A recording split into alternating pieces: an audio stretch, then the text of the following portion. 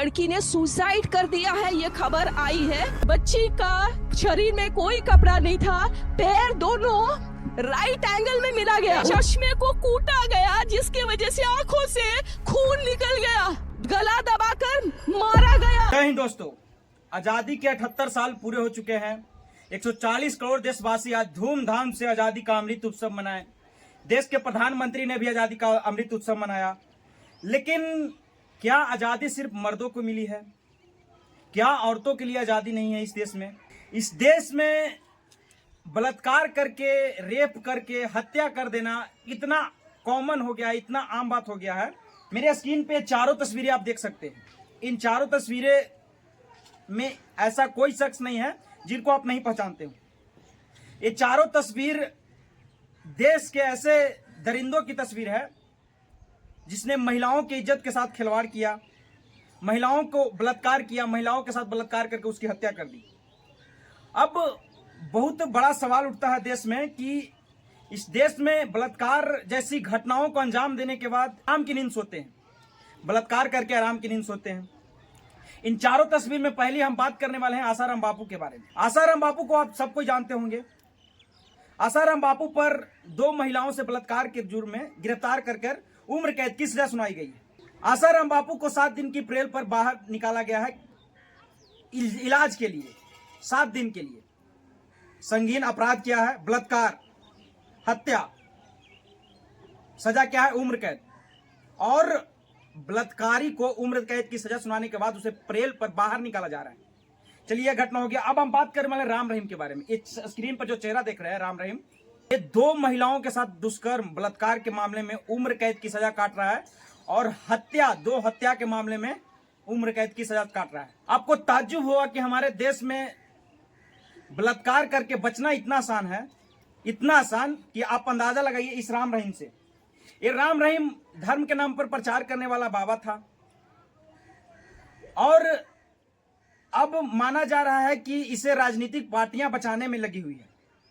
ये राम रहीम 1 साल में 10 बार प्रेल पर बाहर आ चुका है।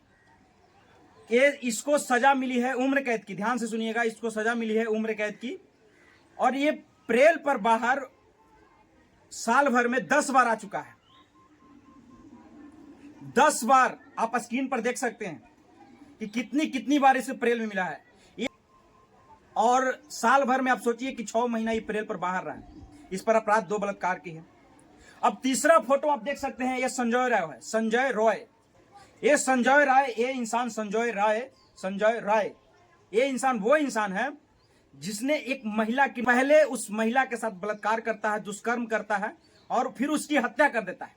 ये संजय राय, बंगाल की घटना है, आप सबको पता होगा। आप सोचिए कि एक महिला के साथ इस तरह से दरिंदगी का सारे हद पार करने के वाले ये संजय राय आसानी से चैन की नींद रात को सोने के लिए पुलिस के कैंप में जाके सोता है। सोचिए, मैं आपको इस महिला की रिपोर्ट पढ़ कर सुनाना चाहता हूं, जो अब हमारे बीच नहीं रही, देश की बेटी नहीं रही, महिला जो 24 घंटा अपने देश के लिए समर्पित करती है।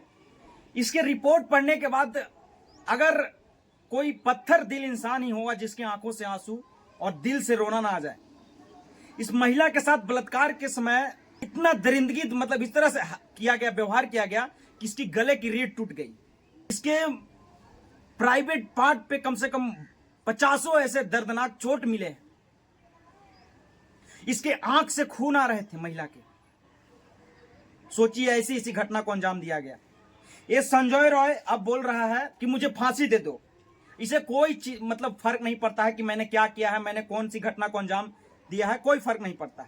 यूपी के यादव के बारे में आप इस स्क्रीन पर इस नवाब यादव का चेहरा देख सकते हैं। ये नवाब यादव समाजवादी पार्टी से रिलेटिव ये आता है। आरोप है, आप सोच के सोचिए कि इस देश में नेताओं की इतनी गुंडागर्दी बढ़ गई है। 15 वर्ष की महिला, 15 वर्ष की बच्ची को नौकरी का झांसा देकर उसके साथ बलात्कार करने की कोशिश कर रहा था ये नवाब यादव। सोचिए, और अचानक से मौके पर पुलिस पहुंचती है और उसे रंगे हाथ पकड़ती है, नंगे पकड़ती है। सोचिए, ये घटना है इसका।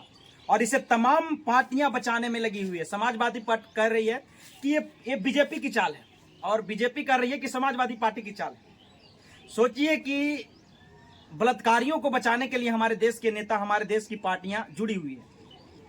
अब स्क्रीन पर ही देख सकते हैं अवधेश प्रसाद यादव, और स्क्रीन पर एक और फोटो आप देख सकते हैं, इसका नाम मोहित खान है और अवधेश प्रसाद यादव का राइट हैंड ये मोहित खान।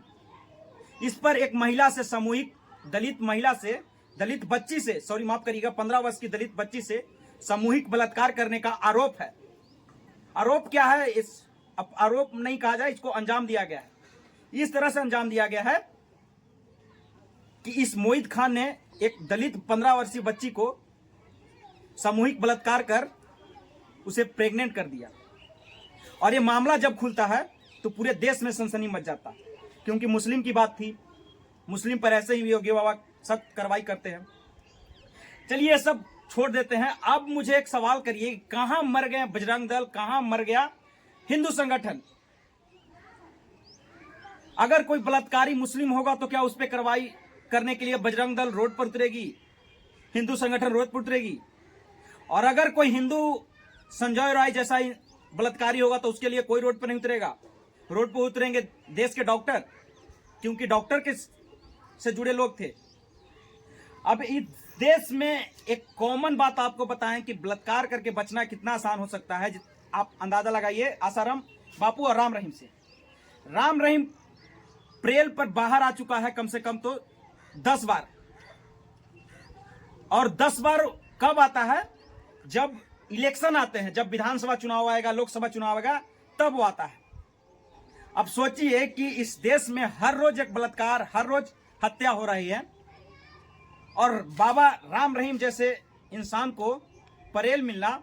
कोलकाता में 9 तारीख को ऐसी बलात्कार जैसी घटना सामने आती है, और उसके 2 दिन बाद बाबा राम रहीम को, बलात्कारी बाबा राम रहीम को जमानत मिलती है, परेल मिलती है, 20 दिन की जमानत मिलती है। चौंकने वाली बात है कि ऐसे बाबाओं को बर्थडे मनाने के लिए, बर्थडे जिसको जन्मदिन बोला जाता है हिंदी में, जन्मदिन मनाने के लिए बलात्कारियों को छुट्टी दिया जा रहा है। जेल से बाहर जाके जश्न मनाइए और बर्थडे मनाइए।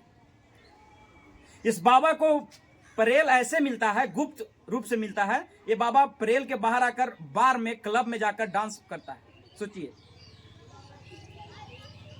तो दोस्तों ये सोचने वाली बात है। अगर इस वीडियो में अगर आपको लगता है कि मैंने बकवास किया है, इस वीडियो से अगर आप कुछ सीख सकते हैं तो जरूर से जरूर सोचिएगा कि आप सोचिए कि हमारा देश ऐसा देश बनते जा रहा है जहां हर रोज एक महिला का बलात्कार करके उसकी हत्या कर दे रही है।